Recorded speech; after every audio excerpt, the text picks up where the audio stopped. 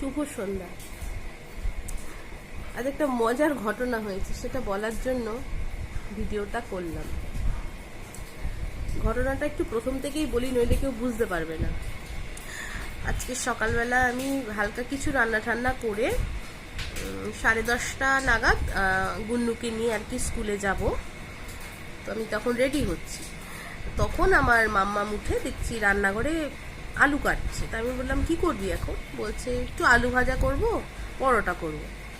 বললাম, এখন 10:30 বাজে, বেকার বেকার খাস না, কারণ আমরা যেহেতু লাঞ্চটা তাড়াতাড়ি করি, 12:30টার মধ্যে করে নিই। বললাম, হালকা কিছু খেয়ে নে। বললো, তাহলে আলুগুলো? আলুগুলো ভাজা করে রাখ, কিছুটা অন্য কিছু খেয়ে নে। বললো, ঠিক আছে। তা আমি বেরিয়ে গেছি। তা বেরিয়ে ঠেরিয়ে আসার পর আমি মায়ের জন্য একটু মাছ নিয়ে ওই বাড়িতে মাকে দিয়ে আসতে গেছিলাম। আমি এলাম, এসে স্নান করলাম, পুজো দিলাম, দিয়ে ছোটো মাসি আমাকে যে মাছ দিয়ে গেছিল, সেই মাছ দিয়ে টক, মাছের ডিম দিয়ে টক করলাম। কারণ আমার কিছু খেতে ইচ্ছে করছে না, কিছু ভালো লাগছে না খেতে। তো মনে হলো যে টকটা করলে যদি একটু খেতে পারি। তো তাও যতটা ভাত নিয়েছিলাম এতটার মতো নিয়েছিলাম, এতটুকু খেলাম, বাদ বাকি তো রেখেই দিলাম খাওয়ার আগে। সেটুকুও ভালো লাগলো না। খাওয়া দাওয়া হয়েছে। তো এসে দেখেছিলাম যে 2টো পরোটা রয়েছে, আলু ভাজা রয়েছে। না, ঠিক আছে, ও করেছে, থাক। আমি আর কিছু দেখিও নি, বলিও নি, চলে গেছে। বিকেলবেলা আজকে বৃষ্টি ছিল না দেখে গুন্নুকে মামির কাছে পড়াতেও নিয়ে গেলাম, পড়িয়ে ঠরিয়ে নিয়ে এলাম। আমি যখন আসি, ঘরে ঢুকি, তখন ও স্টুডেন্টরা এসছে পড়তে।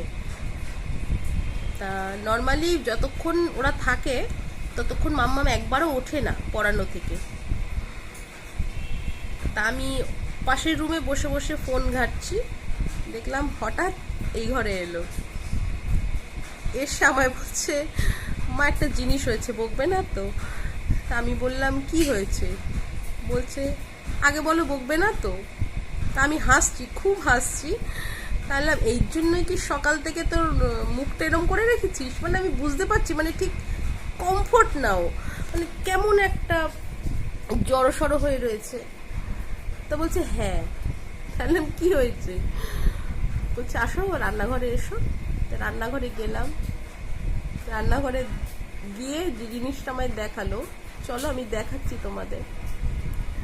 আমি তো হেসেই যাচ্ছি। আর ও আমার হাসি দেখে ও হাসছে, হেসে বলছে, কি এইটা না মা, এরকম পড়ে গিয়ে এরকম হয়ে গেল। চলো, এটা হচ্ছে আমার রুটি বেলা বা লুচি বেলার নর্মালি এটা এরকম ভাবেই দাঁড় করানো থাকে। তো এই জন্যই আমি আরো কিছু বুঝতে পারিনি, আর সাদা যেহেতু দেখতেও পারিনি। এখন যখন দেখালো তখন দেখলাম।